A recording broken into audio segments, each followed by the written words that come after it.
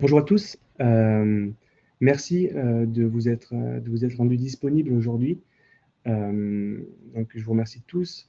Vous êtes apparemment nombreux derrière vos écrans pour un thème important, capital, même pour votre cabinet, et parfois mis de côté par manque de temps ou manque de connaissances sur le sujet. Nous allons donc aujourd'hui parler de comment développer la clientèle lorsqu'on est avocat. Donc, vaste sujet qui me tient à cœur. Je me présente succinctement. Je suis Pierre-Damien Viala, chargé de clientèle chez Septéo Digital and Services depuis 10 ans, depuis 2015. Donc, mon métier, c'est de mettre en place des stratégies numériques digitales de communication pour que le cabinet soit visible et pour développer stricto sensus le commercial du cabinet d'avocat. Voilà. Donc, on met en place moi, je mets en place avec mes clients des stratégies qui correspondent à la taille du cabinet et aux enjeux du cabinet. Voilà.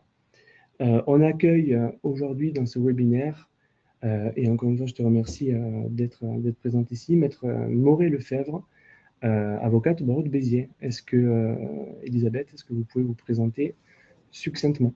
Oui, bonjour à tous. Effectivement, Elisabeth Moré-Lefebvre, avocat au barreau de Béziers depuis 2002. J'exerce au sein de la société MGS Jurisconsult, société dans laquelle je suis gérante. Et je suis généraliste, comme une bonne partie d'ailleurs de mes confrères, avec évidemment, comme toujours, et pour tout le monde, quelques activités dominantes. Ok, voilà. Super, ben merci beaucoup. De toute façon, on va rentrer plus amplement dans le sujet et tu pourras parler du cabinet et ce qui te caractérise aussi au fil du webinaire. Je vous présente le sommaire. Donc, ça va durer 40 minutes environ avec 10 minutes de questions. Donc, tout au long de ce webinaire, pour ceux qui ne sont pas familiers avec le webinaire, vous avez un onglet questions sur votre droite. N'hésitez pas à nous poser des questions tout au long du webinaire quand ça vous vient. Nous y répondrons à la fin du webinaire sur une session de 10 minutes. Au niveau de l'articulation de ce qu'on va voir ensemble, on va rappeler, parce que c'est très important, quels sont les fondamentaux au niveau de la marque et ce à quoi vous devez impérativement réfléchir avant toute action de communication et d'action commerciale. Donc, je vais vous présenter les fondements et les fondations de votre marque personnelle assez rapidement. Et ensuite, on rentrera directement dans le vif du sujet avec Maître Moré Lefebvre. Et on va parler des 3 leviers principaux pour développer votre clientèle. Donc voilà, ça va être très intéressant. Et à la fin, comme je vous le disais, la session de questions-réponses. C'est parti. Donc, les prérequis. Alors moi, j'appelle ça les prérequis. C'est les fondations, c'est le socle, ce à quoi vous devez réfléchir en vous faisant accompagner ou pas, mais en tout cas, vous devez y réfléchir. C'est votre marque personnelle. Donc, communiquer, c'est avoir une vision de sa marque personnelle et c'est réfléchir à ses valeurs, réfléchir à comment on veut être perçu par les justiciables, par les personnes qui vont avoir affaire à vous. Donc, ça passe par une définition de vos cibles en premier. Donc, à qui on s'adresse? Donc, ça, c'est des fondamentaux. Donc, c'est la segmentation, à qui vous vous adressez. Quelles sont les catégories de personnes qui vont avoir recours à vos services juridiques, à vos services judiciaires, entre guillemets? Est-ce que dans les grandes catégories, ce serait les particuliers, les entreprises? Est-ce qu'il y a aussi du réseau, des apporteurs d'affaires, des confrères peut-être, des partenaires, de l'institutionnel? Voilà, donc ça, vous avez l'habitude d'y réfléchir. Vous pouvez pousser un petit peu plus loin en vous demandant qui va avoir affaire à mes services, qui peut m'apporter des affaires et l'écrire sur le papier. L'étape suivante va être de définir vos valeurs. Donc, en quoi vous vous distinguez par rapport aux autres confrères. Même si, de facto, vous n'avez pas forcément d'idée, eh bien, en fait, vous avez forcément un axe de différenciation à mettre en avant, que ce soit votre expertise, vos processus, la façon dont vous savez traiter rapidement certains sujets, vos relations, vos valeurs, et aussi la façon dont vous exercez le droit avec pédagogie, etc.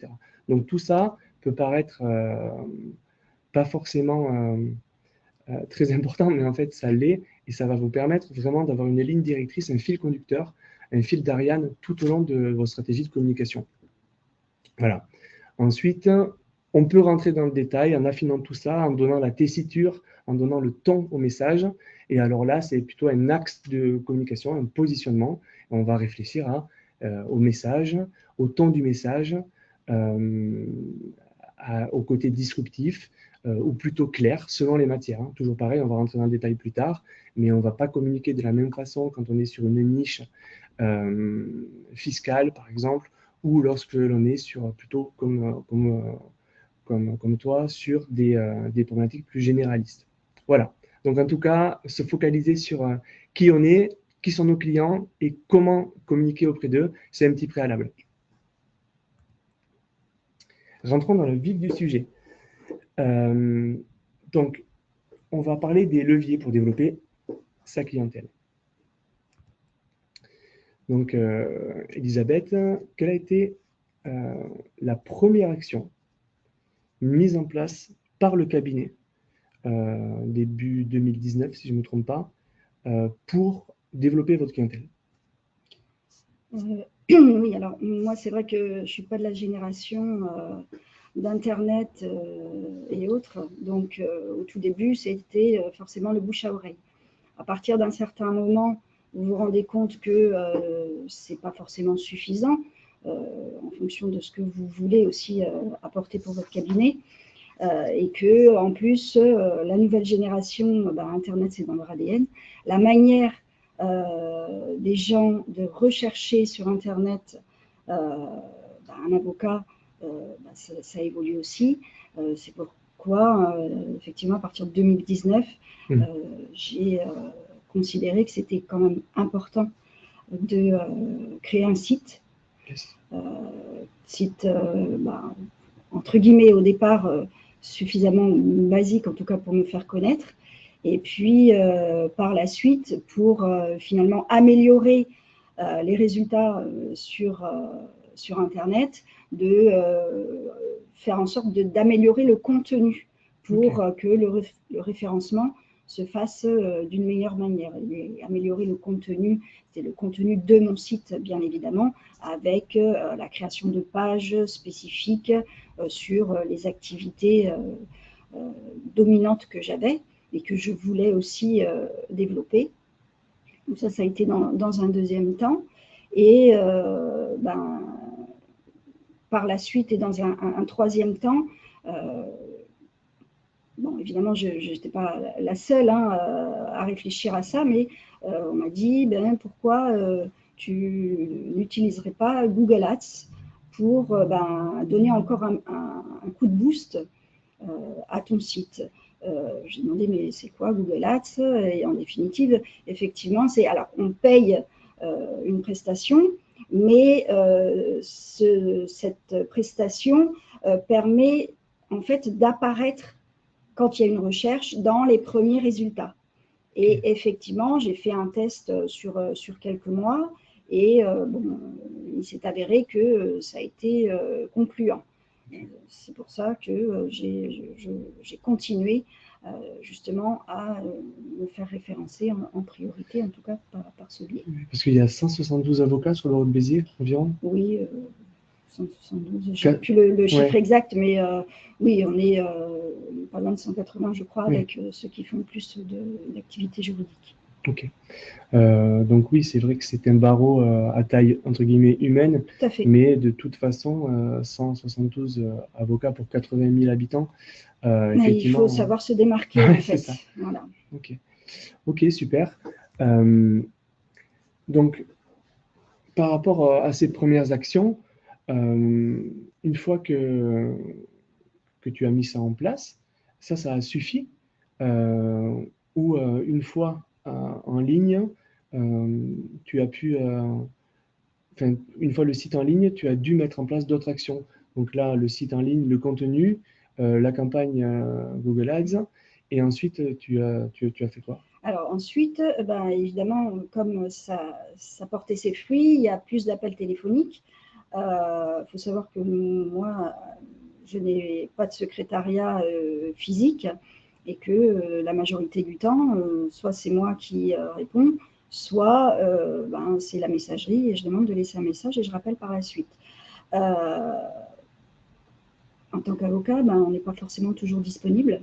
Et j'ai du coup mis en place Meetlo. C'est une prise de rendez-vous en ligne, ce qui fait que les gens qui appellent et qui sont sur mon site, qui souhaitent prendre rendez-vous, ont un accès à mon agenda, voient mes disponibilités et à ce moment-là prennent rendez-vous quand ils le veulent, selon justement ces disponibilités.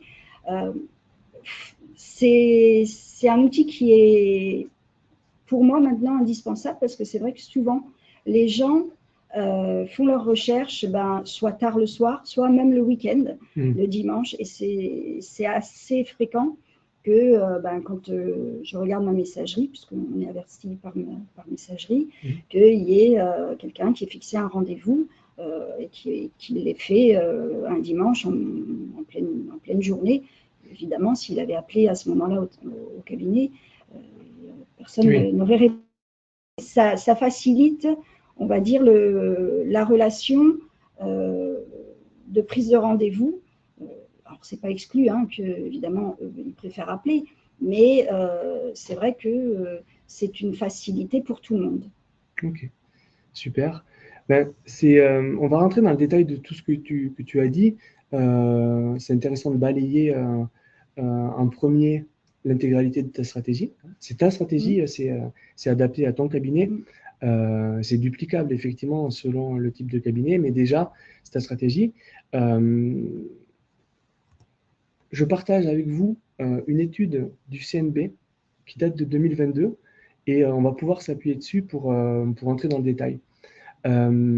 Aujourd'hui, c'est une étude qui a été réalisée sur à peu près 1500 justiciables et on leur a demandé quel était leur type de recherche lorsqu'ils allaient faire appel à un avocat, comment ils allaient le trouver.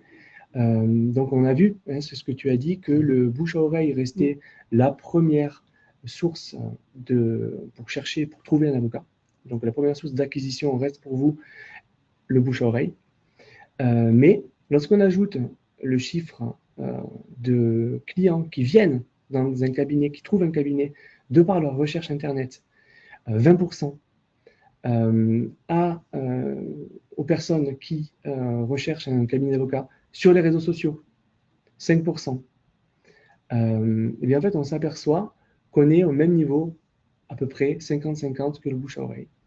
Sachant aussi que toutes les personnes qui vont entendre parler d'un cabinet lors d'un déjeuner, lors d'une connaissance qui leur coopte un avocat, vont avoir le réflexe et un réflexe systématique d'aller corroborer, d'aller vérifier et d'aller voir le site internet de l'avocat pour voir si effectivement sa présence numérique valide ce dont son ami lui a parlé et ils vont aller regarder directement sur internet pour avoir une vue plus globale de ce que peut leur apporter ce cabinet, ce en quoi il est spécialisé au terme non CNB du terme, mais en tout cas c'est domaine d'activité dominante.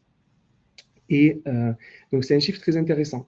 Donc toi tu as mis en premier ton site internet, donc on s'adapte aux usages des justiciables qui vont rechercher leur avocat, comme on le voit avec cette étude-là.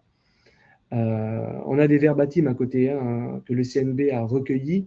J'en ai discuté avec mes amis qui m'ont recommandé une personne. Ces personnes sont des personnes de confiance. Elles avaient déjà eu affaire à cet avocat.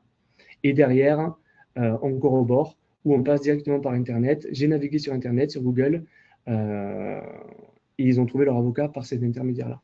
Donc, je pensais que c'était hyper intéressant que vous puissiez voir concrètement, chiffre à l'appui, où en est-on de la tendance, sachant que c'est une étude de 2022 que depuis, on est encore plus sur un monde digitalisé et que du coup, les chiffres ont certainement glissé avec une propension plus forte pour le site internet. Voilà. Donc, ça, c'est la première des choses. 3 étapes dans la stratégie. 3 étapes dont toi, tu as été participante avec 2 étapes sur les 3, hein, on va dire. Déjà, tu as créé le site internet pour le cabinet, site internet vitrine à la base, enrichi progressivement avec des contenus. Donc, contenus qui vont parler de tes différentes dominantes, hein, c'est ça. Donc, est-ce qu'on peut parler un petit peu de ce que tu fais, du coup, au niveau des dominantes? Dominante, le droit de la famille, c'était avant, aujourd'hui un peu moins, mais je fais de plus en plus du droit des successions. Ok. Et je développe aussi préjudice corporel. D'accord. Et c'est vrai que… c'est venu à la suite? Ouais. En fait, bon, c'est une volonté de ma part, de par la matière qui m'intéresse. Et par contre, c'est vrai que le fait de faire du contenu, quand il y a une recherche avec des mots-clés, justement, ça permet de faire remonter le site dans les critères de recherche des personnes qui sont sur Internet et qui, si effectivement elles connaissent personne, souhaitent avoir un avocat compétent en la matière. D'où je complète ce que tu dis, d'où le fait d'avoir déjà ciblé qui c'est, quels étaient tes clients potentiels. Donc, ce qu'on a vu au tout début, hein, c'est faire une segmentation de vos clients. Là où est-ce que vous voulez vous diriger, même si vous êtes généraliste, d'avoir, d'ailleurs, le CNB préconise, et au niveau de la déontologie, on est sur 3 types de matières à mettre en avant, hein, logiquement, de manière forte pour pouvoir avoir un ciblage précis. Donc, derrière, tu as créé du contenu, effectivement accompagné par tout ce qui est technique, par ce qu'on appelle le SEO, hein. Donc là, c'est le référencement naturel, avec derrière toute la boîte noire que les agences mettent en place pour arriver à vos fins. Ok, super. Donc ça t'a permis d'avoir ta base, ton socle commercial et marketing. La question de l'AdWords, j'aimerais rentrer dans le détail pour ceux qui nous regardent, parce que l'AdWords, on peut se dire effectivement, on est un petit barreau ou est-ce qu'on a besoin de faire ça? Toi, concrètement, pour montrer aux auditeurs d'aujourd'hui, qu'est-ce que ça t'a apporté et qu'est-ce que ça t'a coûté? C'était une idée du budget que tu mets chaque mois? Le budget par mois, je crois que c'était… c'est entre, logiquement, ça dépend des mois, mais c'est 250 €, c'est je ça, crois. exactement. Et puis, si après il y a des remontées qui sont suffisamment significatives quand même. Tu l'as testé sur 4 mois au début? Je l'ai testé sur 4 mois au début.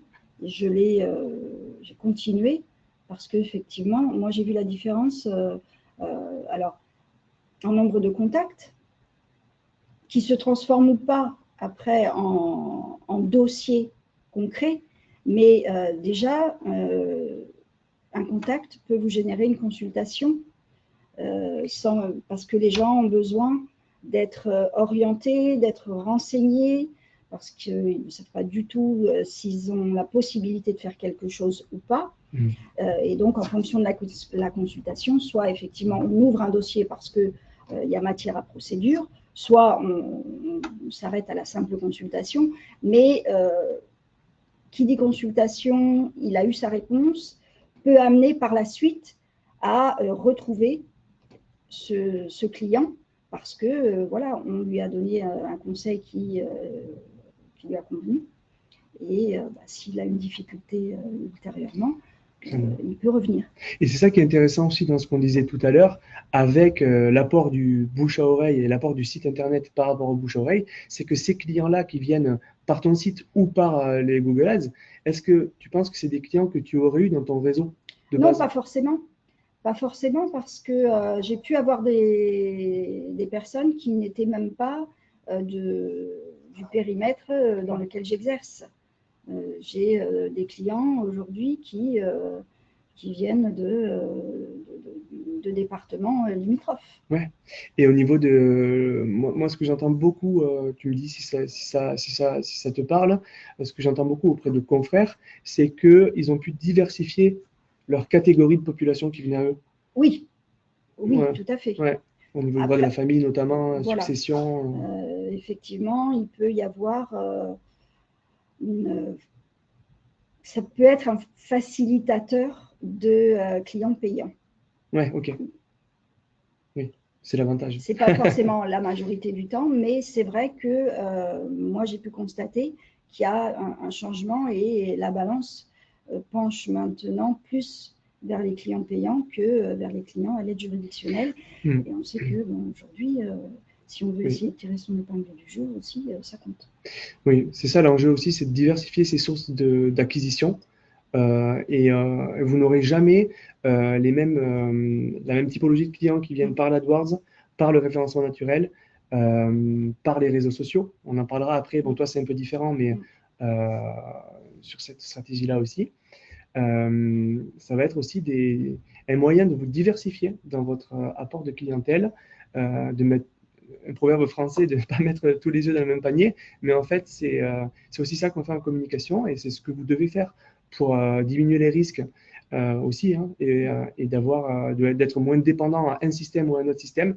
C'est aussi d'avoir une vision globale de la communication pour que vous puissiez avoir un apport différent et avoir une variété de sources. Ok, mais merci beaucoup pour ce partage. On va revenir du coup sur Mitlo. Moi, j'aime beaucoup, vous irez voir, vous derrière votre écran, peut-être le site de MGS Jurisconsult, et vous verrez que beaucoup de boutons de call to action, ce qu'on appelle des call to action, c'est des boutons qui vont faciliter la prise de contact du justiciable avec son avocat. Et en fait, ils sont sur chaque page de ton site pour prendre rendez-vous avec le cabinet. Donc, on va faire un focus sur Mitlo. Mitlo, c'est un système numérique qui permet de renforcer et de faciliter la prise de contact entre un cabinet et ses clients. Donc, derrière un bouton qu'on place sur le site internet du cabinet sur contacter ou prendre rendez-vous, derrière, mais on ne va pas avoir un formulaire de contact, mais on va avoir directement l'agenda de l'avocat à jour, calé sur ton logiciel métier, calé sur ton agenda Outlook ou sur l'agenda Gmail. Hein, tout ça est possible. Et ce qui va finalement permettre aux clients de pouvoir avoir un contact plus simple et direct avec le cabinet. Donc là, vous voyez à l'écran disponibilité étendue parce que je suppose que le week-end, le cabinet est fermé. Mais les clients, eux, ont toujours des problèmes juridiques et d'ailleurs, ils ont plus de temps pour s'en occuper. Et donc, ils vont avoir accès au cabinet H24, 7 jours sur 7. De ton côté, c'est là où peut-être tu peux nous apporter ton éclairage sur le fait que tu es une entreprise individuelle, tu es solo. Donc, Mitlo agit un petit peu comme ton agent, ta secrétaire. Oui, c'est un peu ma secrétaire en définitive. Et puis, comme je le disais tout à l'heure, la prise de rendez-vous, elle est beaucoup plus fluide. Parce que si, par exemple, je suis à un endroit où je réponds au téléphone, mais je n'ai pas mon agenda sous les yeux, c'est compliqué de dire rappelez-moi ou je prends vos coordonnées, je vous rappelle. Ça fait pas très professionnel, on va dire. Donc, c'est vrai que la gestion par Mitlo, même si à la limite, les gens m'appellent et que je suis justement dans la configuration que je vous indiquais, je peux leur dire, allez sur mon site, vous aurez un accès direct à mon agenda et vous choisirez le créneau qui vous convient. Et ça, le fait de dire qui vous convient à vous, c'est presque finalement que l'avocat s'adapte au client et non pas le client qui s'adapte à l'avocat. Et ça a quand même un impact assez important pour justement la personne qui appelle. Oui, en termes de valeur, on est sur Exactement. du focus. On valorise finalement déjà le futur client en lui disant bah, c'est moi qui suis à votre disposition, en fait. Moi, j'assimile ça à un processus de vente. Alors, peut-être que tu ne l'as pas pensé comme ça, mais effectivement, ce qu'on voit, c'est qu'il y a une espèce de parcours qui permet au client alors, de te trouver sur Internet selon sa typologie, s'il vient corroborer le bouche à oreille ou s'il passe directement par Internet selon son âge, selon ses pratiques de recherche.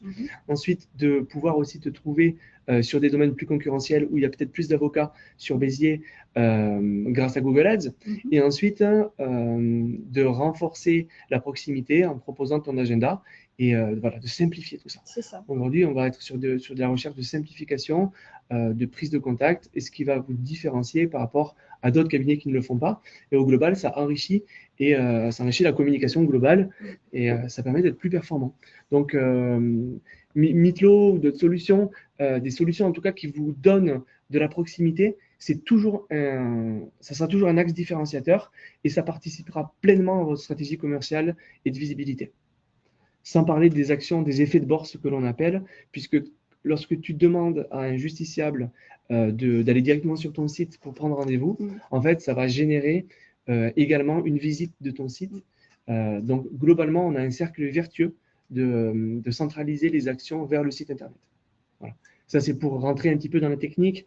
Je sais que vous n'êtes pas forcément sur le sujet, mais puis c'est pas à vous de le faire. Mais en tout cas, voilà, c'est ce que ça apporte aussi, c'est que vous allez avoir une meilleure visibilité grâce à toutes ces actions qui sont en synergie. On l'a évoqué un petit peu tout à l'heure. J'ai envie d'avoir ton retour sur ça. Donc voilà, c'est peut-être contre-intuitif, mais beaucoup d'avocats sont sur les réseaux sociaux. Pourquoi toi, tu as fait le choix de ne pas y être? De ne pas y aller? Alors, déjà, c'est pas quelque chose de naturel pour moi, les réseaux sociaux. Et c'est quelque chose sur lesquels il faut être actif.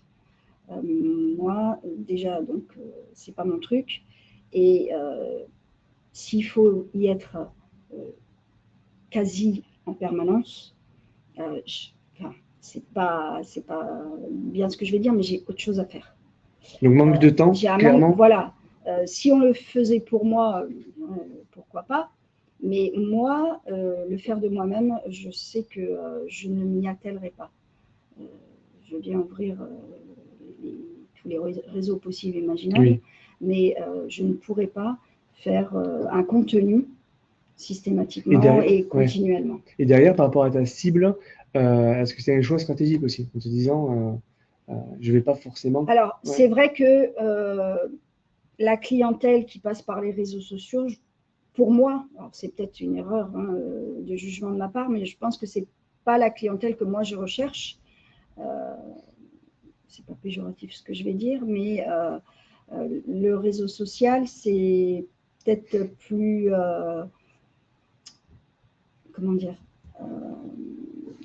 c'est pas la même clientèle qui est dessus. C'est pas la même, pour moi, en tout cas, c'est pas la même clientèle. Moi, je cherche une clientèle aujourd'hui pour justement mon cabinet. Je cherche à changer quelque peu la typologie de clientèle. D'accord. Avec les dossiers payants dont on parlait tout à l'heure.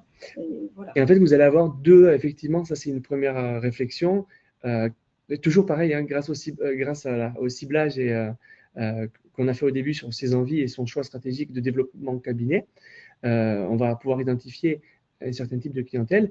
Et pour le coup, selon son ciblage, on va pouvoir aussi aller sur les réseaux sociaux, s'agissant plusieurs leviers à vous présenter. Aujourd'hui, on a plusieurs réseaux sociaux. Donc, nous n'allons pas trouver les mêmes clients potentiels sur chaque réseau. Donc ça, c'est des analyses qu'on peut faire avec vous de toute façon et qu'il est important que vous fassiez, que vous réfléchissez sur ça, parce que c'est vraiment un choix stratégique. Aujourd'hui, la majeure partie des cabinets pour te rejoindre qui vont sur les réseaux sociaux sont des cabinets qui ont une expertise de niche, qui ont un ciblage précis. Qui réalisent très peu de matière, mais qui ont besoin, du coup, qui vont pouvoir identifier très clairement au sein des réseaux sociaux des communautés ou des prescripteurs.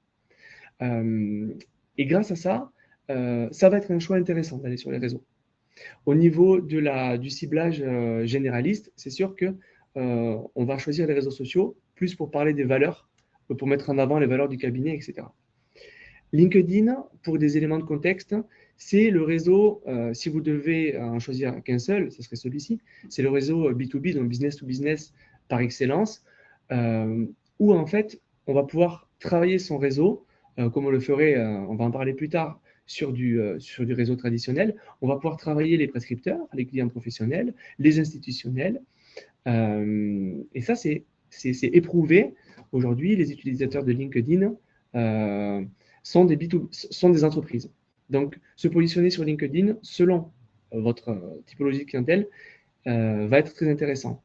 Ensuite, et là, on est encore sur une niche plus forte, YouTube et tout ce qui est vidéo et podcast. Alors, ça va être des contenus de qualité parce que lorsqu'un avocat va présenter, va réagir à une thématique, va présenter ses domaines de droit sur YouTube, ça va être un contenu qui va pouvoir être pertinent dans la durée. Donc, donc ça, c'est intéressant. On appelle ça en marketing un contenu qui est toujours OK, qui est evergreen et qui, au final, va vous permettre du référencement. On a aussi Instagram et Facebook avec des typologies de personnes et d'âges différentes selon les réseaux sociaux, mais qui jouissent d'une grande partie, enfin, beaucoup de personnes y sont dessus. Et donc, c'est une audience qui peut être captive et qui va être intéressée pour recevoir de l'information. Voilà. Et pour après bifurquer directement sur le site internet. C'est aussi une porte d'entrée. Hein. Aujourd'hui, beaucoup de personnes sont, vous le savez, sur leur téléphone portable et sont, dans la grande majeure partie du temps, sur ces réseaux-là. Donc, c'est des choses à envisager. On n'est pas obligé d'y aller. Mais en tout cas, c'est pareil, ça peut faire la différence lorsqu'on se positionne dessus. Sur les réseaux sociaux, je voulais vous présenter des éléments concrets qui vont vous intéresser. Aujourd'hui, il est intéressant de mettre en place des checklists juridiques sur les réseaux sociaux. C'est un peu des foires aux questions et des points à vérifier sur les matières dont vous êtes expert. Donc, n'hésitez pas à présenter, si vous avez un projet sur les réseaux sociaux, à présenter des checklists juridiques sur un format vidéo ou sur un format carrousel sur Instagram. Ensuite, on peut aussi faire des posts, des publications sur les pièges à éviter. Donc ça, c'est à vous de trouver des axes, les pièges à éviter sur tel ou tel domaine, droit de la construction, etc. Le format explicatif est un format qui est en vogue. Et ça, il n'y a que les réseaux sociaux qui peuvent le faire, parce que sur un site internet, on n'a pas la possibilité de faire ça. Donc le format réseaux sociaux va vous permettre d'expliquer, de vulgariser des concepts juridiques, de mettre en image clairement une problématique juridique pour un petit peu dénouer la chose et donner envie aux justiciables de faire appel au cabinet. Voilà, ça c'est des choses dont on pourrait parler plus longuement, mais c'est intéressant. La vidéo, alors la vidéo est un format qui n'est vraiment pas utilisé par tout le monde parce que ça demande de s'exposer, etc. Mais ça peut être très intéressant aussi pour éduquer, conseiller et pour attraper certains types de clientèle. Je pense notamment aux droits des étrangers qui vont avoir besoin d'être rassurés parce qu'ils sont dans une situation stressante sur des OQTF ou plein de choses en fait. Donc voilà, les vidéos courtes, même en droit de la famille, pour expliquer une succession, un divorce, une succession conflictuelle, ça peut être des choses intéressantes. Donc, vous pouvez également investir ce domaine-là et ça vous permettra de vous démarquer des concurrents. Mais après, c'est vrai qu'on ne peut pas tout faire. Après, voilà, il y a tout ce qui est déontologique à respecter aussi. Et oui, il faut être accompagné sur la déontologie. Ouais. Mais merci beaucoup pour ça.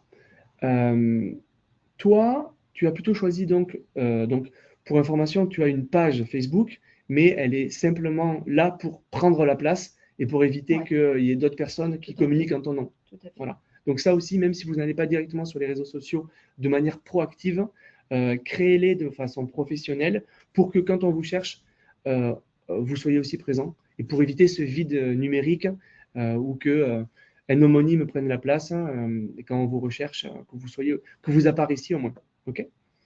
Donc, toi, tu as choisi pour faire le lien, non pas les réseaux sociaux digitales, mais les réseaux d'affaires professionnels. Oui, ça participe de mon souhait de privilégier une certaine clientèle, puisque le réseau d'affaires implique que les personnes qui sont justement dans ce réseau sont des chefs d'entreprise et par là même, qui dit chef d'entreprise dit susceptible d'avoir des contentieux ou au contraire, pour éviter d'avoir des contentieux, vouloir faire appel à un conseil.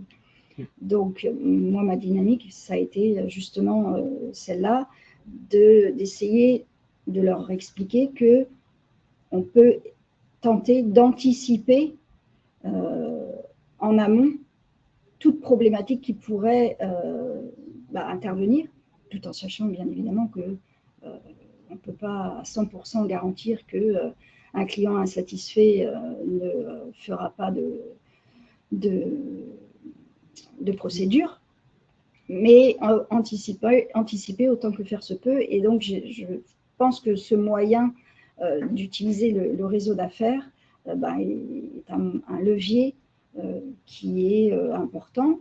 Et c'est vrai que depuis que je suis dans ce réseau, ça m'a apporté justement ce type de contentieux, ce type de dossier, pardon, en amont du contentieux, plutôt justement en qualité de conseil, ne serait-ce que basiquement sur l'examen des contrats, des conditions générales de vente pour vérifier que tout est carré, parce que c'est déjà en place, ou au contraire, pour quelqu'un qui a créé nouvellement sa société ou a changé de type de société, ajuster ou créer ses contrats, ses conditions générales de vente. Et ça, c'est des clients que tu n'avais pas avant? Non. Ouais. Non. Est-ce que c'est indiscret? C'est quel type de réseau? Réseau d'Inabaye. Ok. On a aussi le BNI, des réseaux locaux, voilà. Donc ça, il faut savoir que dans les réseaux, en fait, il y a une activité, il n'y a pas deux personnes qui exercent la même activité. Oui, c'est ça. Donc voilà. Il y a un précaré, en fait. Voilà, on a une exclusivité d'activité dans chaque réseau. Donc voilà, pensez-y aussi, le monde réel est toujours là et bien présent. Et en fait, on peut aussi un petit peu faire le lien entre la présence digitale du cabinet et les réseaux physiques, parce que tout ce que vous faites à l'extérieur peut être valorisé sur votre site internet, peut être valorisé sur votre présence en ligne, sur vos réseaux sociaux, pour permettre de donner du crédit, pour permettre de valoriser votre marque et de montrer à d'autres personnes que vous êtes capable d'agir sur telle ou telle problématique pour faire boule de neige et capter des dossiers en parallèle. On a aussi des événements professionnels. Alors, tout ce qui est petit déjeuner thématique, webinaire, comme on fait aujourd'hui. On a des acteurs complémentaires, comme c'est noté, chambre de commerce, expert comptable, notaire, CCI. Ça, c'est des réseaux à travailler et des événements professionnels à investir. On a aussi le sponsoring et le mécénat. Donc là, ce n'est pas le thème d'aujourd'hui, mais il faut faire attention au niveau de la déontologie et de la façon dont on se présente au niveau du sponsoring de certains événements, etc. Et la publicité traditionnelle. Donc la publicité traditionnelle. Donc là, on a quand même le règlement intérieur national et le vademecum des avocats qui va vous contraindre sur certaines typologies d'actions à faire ou à ne pas faire. Mais c'est toujours un moyen. De toute façon, ayez à l'esprit que l'inventivité et ce que les autres ne font pas, c'est toujours un moyen de vous différencier, tant que ça reste aligné avec vos valeurs et avec vos cibles. Voilà. On a fait à peu près le tour de tout ça. Un dernier point rapidement pour vous présenter aussi une nouveauté 2025-2026 qui va révolutionner aussi l'approche client et la communication d'un cabinet d'avocats. C'est, vous entendez parler à longueur de journée en ce moment de l'intelligence artificielle appliquée à votre métier. Là, elle est aussi à la destination de vos clients. C'est-à-dire que la technologie vous permet de mettre des assistants digitaux sur votre site internet, par exemple, ou sur vos réseaux sociaux, qui vont pouvoir diriger un petit peu à l'instar de ce que vous pourriez faire si vous aviez le client au téléphone, de diriger un petit peu les visiteurs de votre site sur vos compétences, répondre aux questions alors que vous n'êtes pas là, sur des questions d'orientation. Est-ce que le cabinet est capable de traiter ce sujet? De rassurer, hein, c'est de rassurer, d'avoir une première oreille attentive. Donc les chatbots, donc les bots IA, vont ingurgiter l'ensemble des connaissances de votre site internet et répondre par rapport à cela avec tout le verbatim et toute l'aisance d'un langage humain. Et aujourd'hui, vous le voyez à côté, bienvenue sur le site du cabinet de Anne Lefebvre, je suis là pour vous aider. Et derrière, en fait, le chatbot va vous permettre d'avoir un assistant virtuel H24 déployé sur vos outils digitaux. Ça, c'est quelque chose que je vous invite à regarder, à l'utiliser de la façon dont vous pouvez l'utiliser. Et nous, on sera ravis de vous parler de tout ça. C'est vraiment un monde en transformation perpétuelle. Et aujourd'hui, on va capter 7 fois plus de contacts en mettant en place ce genre d'outils plutôt qu'un formulaire traditionnel. C'est plus intuitif. Il y a un échange, enfin, on a l'impression en tout cas qu'il y a un échange. C'est ça. Sans se substituer au conseil juridique de l'avocat, hein, c'est la plus grande crainte. Ça ne va jamais se substituer à l'analyse juridique, mais ça va permettre d'orienter le client vers une prise de rendez-vous. Et c'est ce que tu fais à travers Meetlo, donc pour ouvrir son agenda en ligne. C'est un petit peu la même logique de renforcer ce parcours et cette proximité. Voilà. Merci beaucoup de votre attention. Ce qu'on va faire, c'est qu'on va peut-être répondre aux questions. N'hésitez pas à cliquer si vous avez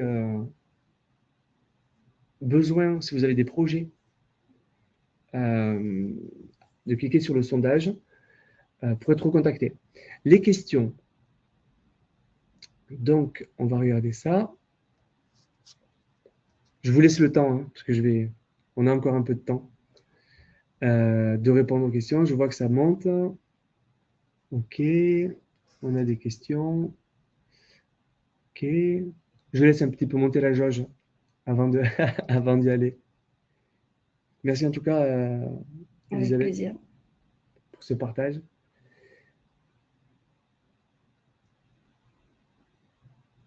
On fait monter les dons. Hop, voilà, 20%. Super. Alors, on va prendre les questions. Donc, il y a un confrère. Alors, hop, je vais essayer d'agrandir la question. J'aimerais développer une nouvelle matière au cabinet et je ne suis pas du tout connu sur ce domaine. C'est plus de contenu, ou Google Ads que je dois mettre en place. Alors, je vais vous répondre sur ce sujet-là. C'est quelque chose qui est, c'est une question qui est partagée par beaucoup de confrères.